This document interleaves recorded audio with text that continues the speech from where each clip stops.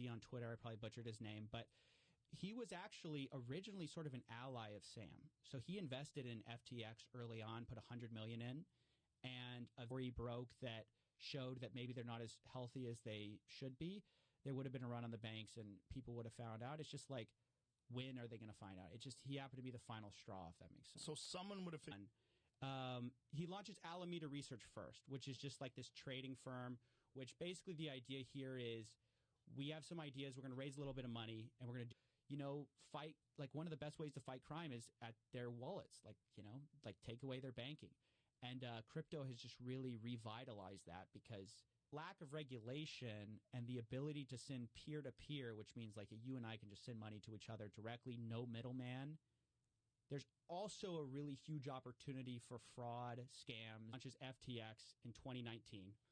And that's a crypto platform where, honestly, you can make a lot more money than just with a trading firm.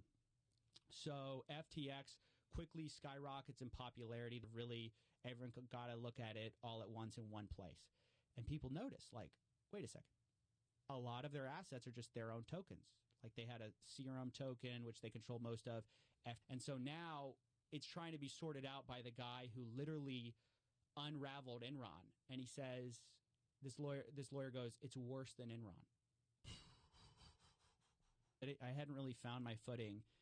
But throughout my entire life, I had kind of had this relationship with, like, hucksters and fraud, where, when I was in high school, my mom got thyroid cancer. We're just going to do a few transactions through your name. That just came out in a press release. It's the new charges. He was basically like they call them straw donors, because it's like, if I give money to you to give. Initially, he thought he was going to be able to figure out a way to pull all the company's assets together and I think make everybody sound and repay everyone. And there was a lot of fear of missing out, or FOMO, in the markets at the time. Everyone thought, oh, cryptos, you have to get in now, right? Because if you get in now, and it just was kind of, I was just trying to find my way. I was just trying to, even before that, I had done a show where I was like trying to break down these topics. I was like, handle now is they're finding a bunch of campaign finance violations because he was trying to influence politics, U.S. politics. I mean, it's insane how deep.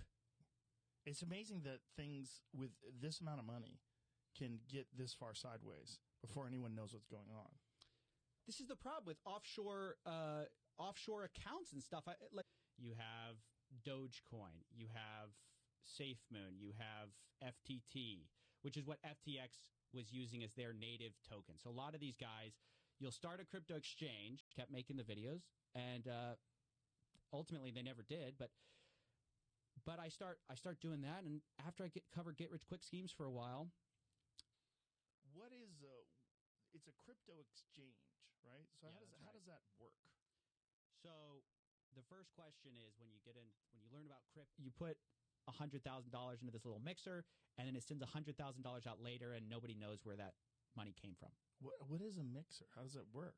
It's interesting. So the most famous example is Tornado Cat. He thinks he can reestablish control because he's so smart. He is such a good liar that he's like, I can just lie my way out of it. So I think that's why he ultimately talked. His idea was, I just wasn't interested. I was like, that's not my life.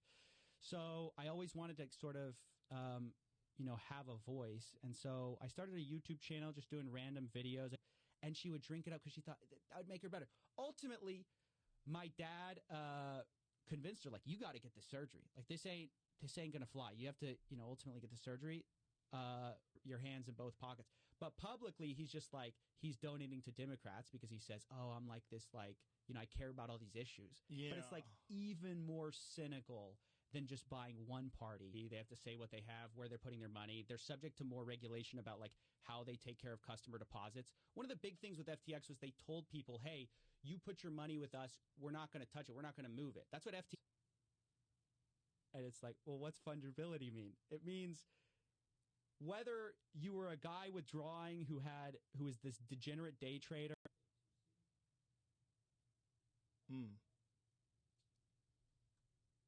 Jamie's looking it up. I thought I knew it off the top of my head, and now I don't want to say the wrong one. A16Z. A16. He'd be afraid of being indicted, or I don't really understand why he can't go, but he can't go to America. So Sam was meeting with regulators. CZ felt cut out, like he was basically going to get a bad deal with Washington. And I think there was like a tweet from Sam saying like, oh, like, I'll see you the next time you're in Washington or something like that. But, like, it was kind of a dig because he knows CZ can't go to Washington. Like, he would be. I'll have to. My feeling is offshore entities should not be.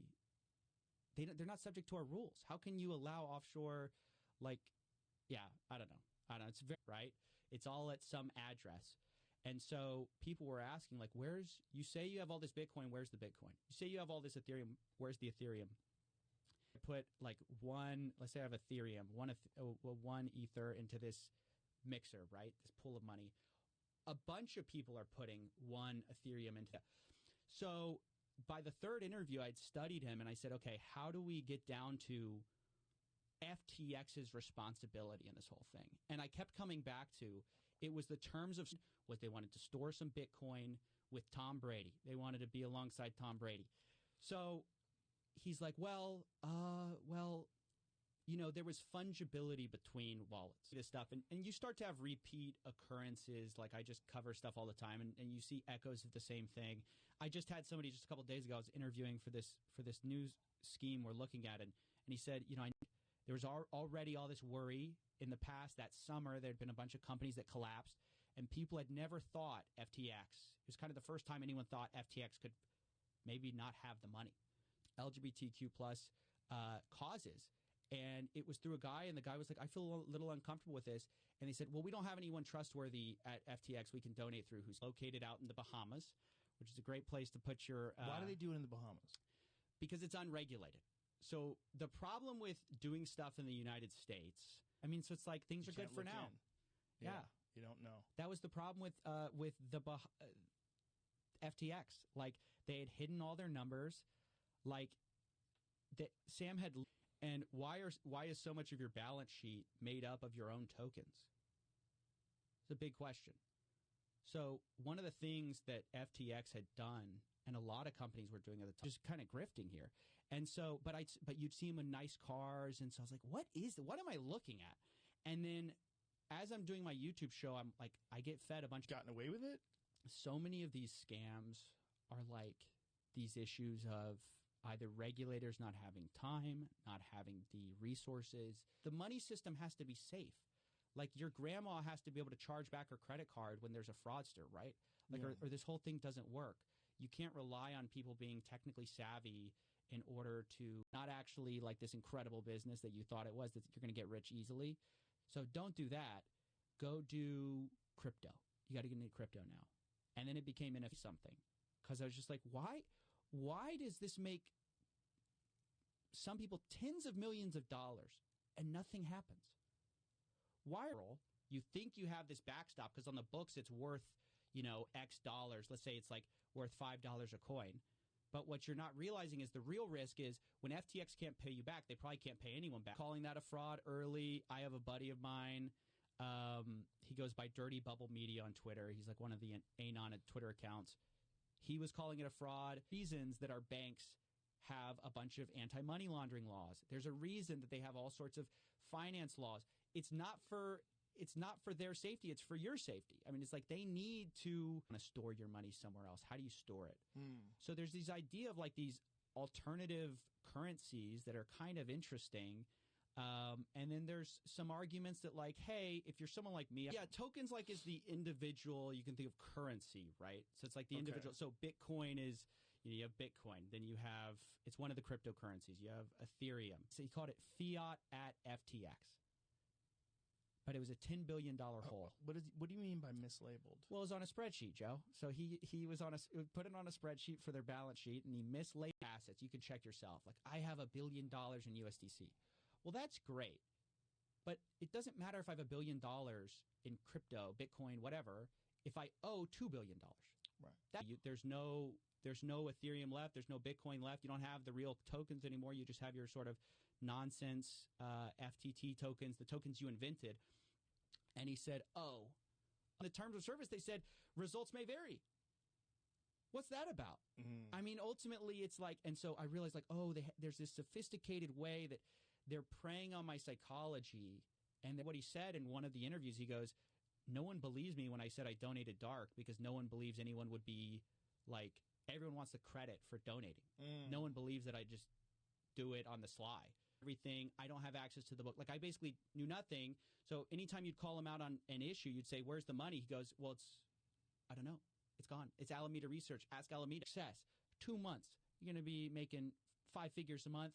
10 months, maybe 6 figures a month. And I've done it for people before. That's the social proof. I've shown people how to do this money system. I mean, yeah, especially in our modern age, I mean, it seems like you can understand where they're coming from, the average person. You're like, it's this magic internet money. Magic. How do you get some of that? How do you get some of that magic internet money? Well, you have to go somewhere to buy it. And so it's a crypto exchange is where you kind of go. You put your fiat, you're going to make some money. And so people invested in FTX thinking that this is going to be a safe platform. This kid is smarter than everyone else. He's found out how to be successful. And if you invest with me, I'll save you time.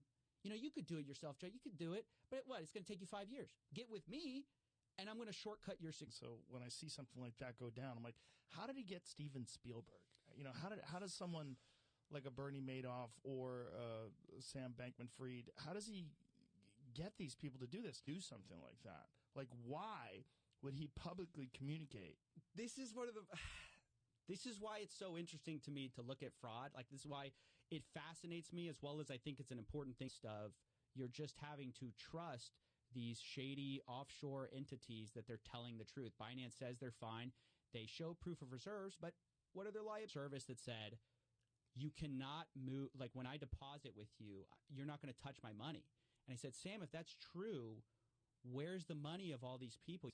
So we were warning people, hey, this is probably insolvent, get your money out. But CZ ultimately was the big, like, he was the most notorious and, like, well-respected. Somebody found out about this God mode. And so the lawyer's like, how do we basically cover this up? Dan Friedberg's like, how do we, what do you want me to do? And he's like, hey, like, they tracked his account. He's playing League while on calls about the failure of FTX. Wow. Just imagine the arrogance. Is that arrogance? It was like 70,000 or something like 60 plus, yeah. So that's the lure. The lure is you buy in for pennies, and one day you're insanely rich. I'm sure you know about that. Wild. The fact that they were all living together and fucking each other in this giant penthouse, this $40 billion penthouse. The things, it's insane. It's really, I almost wish. And basically, like, shell games where you're hiding the money. Yeah. You're saying, oh, invest in this. This is going to become valuable later, but you actually own a bunch. Touch your money, obviously. That was the whole point. It's like, you deposit with us. We're not going to do anything with your money. It's your money. It's like a deposit. Like it's almost like a bank. Like you deposit with a bank. Your bank isn't supposed to go ahead and take your money. So before, it's like if I send you $1 and then you send that dollar on, we can easily trace that back to me, right? It's like here.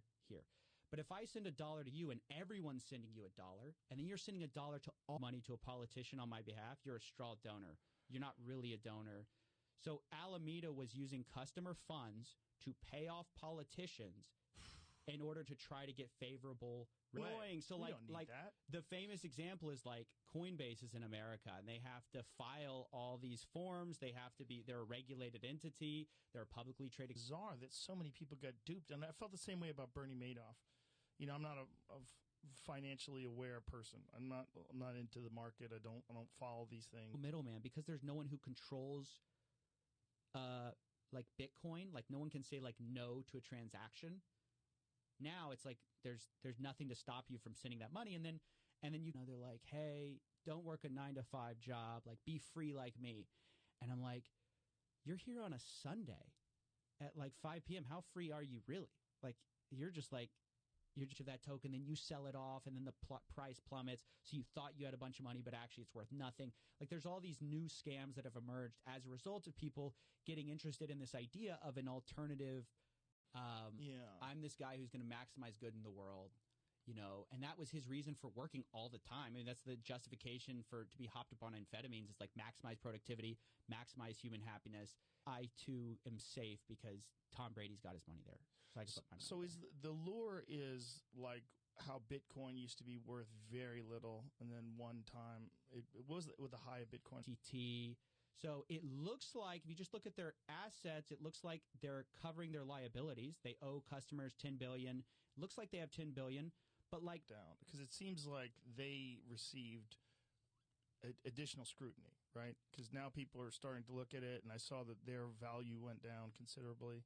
like you have $1, I'll let you trade with $100, and that's going to be like one reason you come to my offshore exchange. I can offer you more leverage than the guys who are like, you know. So they were paying everybody to promote this FTX crypto exchange, and the idea is this is the next big thing, right? And this is where you're going to make money. Through crypto. Ransomware, yes. Yeah. Yes, 100%. Because before, it was like, okay, you need to use like Western Union or sort of one of these places where you can kind of send money without too much scrutiny. It's this guy who drives a Toyota. So you go like, well, why does he need to scam me if he's driving a Toyota, right? Then it's like, which Sam Bankman-Fried did. Then it's like, okay, you do not get to that level and not know that things were wrong. Well, reading her tweets about amphetamine use was pretty wild, too. The whole scene was wild. To expose, but like I'm interested in the characters who perpetuate fraud because they're such interesting psychological case studies. Sam Bankman-Fried, you could probably write a whole book about. He's one of the leaders at the NASDAQ. I mean, he was one of the go-to guys. And so you thought, well, I invest with Bernie, like I can't lose. It's like almost, betting on the house. Or is it just pure addiction? I think, those multiplayer games, those, online role-playing games, that's what that is, right? It's like a... I think it's is it a MOBA? All these other guys buy into him. Right. And then they themselves are kind of also looking at each other, being like, well, that guy did it. Like, what? It's the hottest deal. What is the experience of the lawyer that FTX then hires is like being complicit on a leaked private call, trying to cover up this God mode scam. Regulated? Like if he was doing this, like Coinbase can't do this. Is that correct? Yeah, Coinbase is much more heavily scrutinized. They actually have to file with the SEC. But ultimately, the outcome of that is like, yeah, I encrypt all your data. Joe, send me. I know you're this successful podcaster. I want you to send me, which thankfully she did, and she's fine now. She takes medication to replace the hormones her thyroid would generate. But I saw my mom kind of get swept in this thing that I knew was nonsense. But I started hearing about these tokens, and they're like, hey, selling courses, like it's always the new grift. You always have to find, because people figure it out. Like they go like, oh, that actually doesn't work. Like, hey, drop shipping is. There's some of these people making hundreds of millions of dollars. People are miserable at the end of it, and nothing happens. And that was the start of my show. So you start just doing interviews.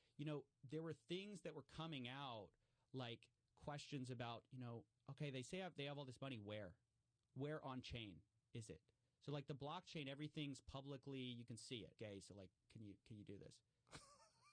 So someone had to be gay to do it? Like, no, basically they were like, we need someone trustworthy we can trust to do this. So, hey, you're going to be the guy. Like, we eventually got paid out like $2 billion. Whoa. Yeah. Some of it was in this FTT token, though. So they have a bunch of FTT, right? And so it's like November was when all of them wanted to basically influence politics by just donating. And the idea is you donate to both sides, you can never lose, right? Yeah. If you have your investment funds, they invested in a bunch of NFT projects. Mark Andreessen, I think, is the guy who runs it, or system to where they could see you, Joe, deposit a Bitcoin on FTX. They could grab that Bitcoin and start trading with it immediately. Whoa. Even though they were never supposed to be able to, there were some margin trading accounts. And I'm like, no, but there were people who didn't trade with margin. There were people who just put their money with you. And they wanted. One guy who lost a hard drive and who's paying people to go through a landfill to try to find his hard drive because there's billions of dollars worth of Bitcoin on that hard drive. Yeah, people lose their. He's like, well, think of it like a box. And, you tell a bunch of investors, hey, if you put money in this box, we can get some money out. I'm a millionaire by the time I'm 23 years old. Just buy my course. My course is, $2,000. Pay me $2,000. I'll teach you to get rich quick. So after the fact, he's still playing video games, and you're like, can you have the decency to get off the video game and talk to people? So bizarre. It's just so bizarre. Is buying both, lying about it, so that you can get all the good press of like caring about all these social issues while also not caring at all money. Like, well, how can you view this as a battle? Like, but he viewed it as like we're sparring partners. Like, and you won this round or you won the war. Because he thinks this is going to go on forever. Or, you know, something like Europe or something like that is you are subject to all these regulations which require you to be a little more careful. Oh, those are pesky. Yeah, they're in God mode on Ultimate Bet, where the CEO could see everybody's hands and play on the site, seeing everybody's hands. So he just the fact that this guy, he got away with lying so long and perpetuating this image of himself as this generous billionaire. You know, he's sort of the next Warren Buffett. That when everything goes wrong, crypto is sometimes national currencies aren't a great idea and you want an alternative. So like look at the Turkish lira. To their other friends, they're all saying it's okay, let me put money in. And it's just a huge case study that just because other people, you believe, you know it's kind of too good to be true, but the social proof is overwhelming. And it overwhelms your kind of like alarm bells. So the social proof is a combination of things. So first of all, it's like regulation for, I guess, offshore crypto exchanges, right? And so these campaign finance, these violations. And then he goes into the crypto space and he launches FTX. He's very young, right? How old is he? I think he is young. I'm not, maybe you can look that up, Jamie. 31. Right people in charge who are going to take the fall, you resign, and then you blame it on them later when everything goes wrong. His problem, though, is Caroline Ellison flipped on him. So she definitely flipped on him. She was smart. Yeah. She cooperated. So if you default on that loan, I'm out $1 million. Another way is I ask for, okay, I'll take some equity in the studio if something goes wrong, right? So I cover my butt if you default on it. Now, how does a guy like that not wind up getting indicted? I ask myself that every day.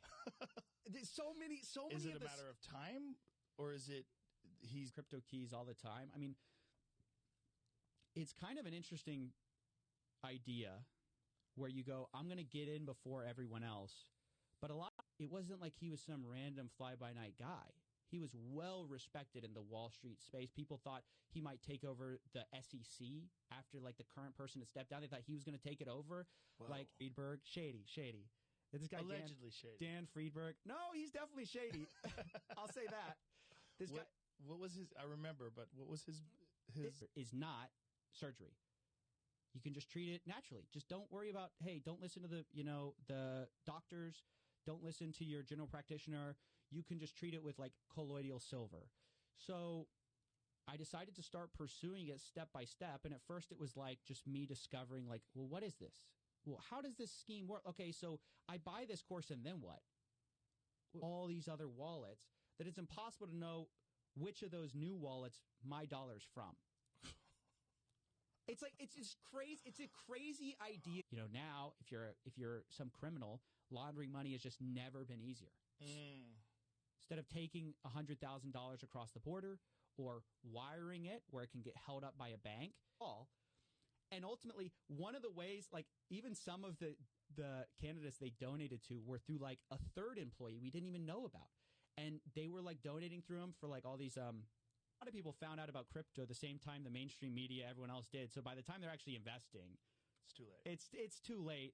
I think the like most fair case you could make about it wasn't a scam. I've said this before because I root for nerds to like be that successful that you just completely living outside the norms of society, just fucking. And that's ultimately what he was doing. But it also looks like he was donating through some of his executives. And, I mean, the whole thing was shady all the way down. Like, you can take that money and you can send it to what's called a mixer, which is this, like, fancy language for a way to, like, anonymize your transaction. Like, you put it to Ethereum, what are we tracking here? And then it goes to some mixer somewhere. And then we don't know where it goes after that. So when Sam Bankman-Fried was working with of ads, like get-rich-quick schemes, like you've got a bunch of people, flexing in their Lamborghinis, telling you, they're like 25 years old, telling you want to get rich by 25 or 22. I'll show you. I made $1 million. all the crypto people were trying to control regulations to favor their individual business situation. And so CZ felt like he was being cut out in Washington, or with just put a bunch of garlic cloves in the pot. I still remember our house like reeked. She would put 60 cloves of garlic in like in a stew. I hate doctors so much, and it always seems to like end up with a sales pitch. Like it never was like, hey, let me just give you this free thing. It was like always like there's a catch. So I didn't give you this yield. He starts explaining like this thing that sounds exactly like a Ponzi scheme. And so ultimately, Matt Levine's like, yeah, this doesn't really make a lot of sense. But again, it stopped short. Guy who enabled God, or who helped cover up God mode. And he's like, well, I don't want to comment on other, people, or it's just like. Well, how does he skate on that? Like how? With regulators, they were all Sam was working really closely with regulators to try to get regulations passed. And CZ felt like he was cut out. So that stirred up this like battle between them. And ultimately, then he comes up, prep school. He's kind of like built for success, right? He goes to MIT, goes to Jane Street as this quantitative trader. You can know their assets. So it's like a big thing recently in crypto. They'll say, hey, we're going to show you proof of reserves. What does that mean? They mean we'll show you on chain all our. Sam goes, oh, you won like our battle. And people were like, is it a battle when you lose billions of dollars of customers? And then when you have them on, there's a lot of, I wasn't aware. I'm not sure. I'm not aware of that. I don't know. There was all this hemming and. I saw all this, and my experiences up to that point, it kind of led me to like, I want to say something, but why is nobody saying anything? It just seemed like there was this, these people pitching this stuff and nobody was talking about it. So I made this random video. We don't know. I mean, there's only a few that are bigger, like there's Binance, very opaque company. We don't exactly know. And what has happened to Binance since FTX went? Hey, just make this problem go away. This is the CEO. Like, go blame it on somebody else. Go blame it on some third party that got access to our website. Say it was like a glitch or something. And so that dark, where it's like you can donate through super PACs, political action committees, and you can donate as much as you want, and you don't have to be, your name has to appear nowhere. And so that's actually balances. But oops, did I tell you about this $10 billion account? Like I forgot. It's so silly. You finally know what I was looking at the time. Then I go to college, and all my friends get an MLMs, multi-level marketing, sort of like, just like hey, you're going to get rich. So I was always getting invited to these get rich seminars. So he decides to donate dark to Republicans. And part of the accusation is he knowingly did this through one of his, this thing. So all this money's going in, and then you basically wait. And as you're waiting, Ethereum's going out everywhere. A bunch of people are withdrawing, right? Because they're also taking their money out. Right. By the time I used to play like a variant of League, so I know it's fun, but it's not like fun to the point. Look, this guy's whole thing was like, I'm this effective altruist. That's the issue. Was FTX's problem was not CZ. Ultimately, he's kind of the guy who like pushed over the House, literally had a $10 billion account that he mislabeled with Alameda Research. Mislabeled? Yeah, that's what ultimately matters is how much do you have on deposits that you owe out. And so with Binance, we don't really know. The only one we have a little bit more of a look into is not having sort of like, it's maybe not big enough. They're good people, a lot of the people going after these guys, but it's like trying to catch everyone who's speeding. Fine. And then FTX US went bankrupt, and he's the one who put it into bankruptcy. And then he's telling everyone, oh, no, the money's actually still there. I mean, he was constantly giving a conflicting narrative, shocking thing. And I think that shows, like, if you're running a shady empire, like, who's better than a shady lawyer to try to help you cover it up, right? How did you get in? Binance hasn't had similar problems. No, they've had a few runs, and they've covered withdrawals. I mean, so it's just the problem is a lot of it's a black box. Figured it out, and someone would have started dumping their coin. Yeah, people already, I mean, even leading up, like CZ gets a lot of the credit for it, but like already, like a day before. Whiz kid, who you listen to him talk, he has an answer for everything. He's so articulate. He's so knowledgeable. Like I listened to previous interviews before he got busted. It means playing League of Legends while on investor calls.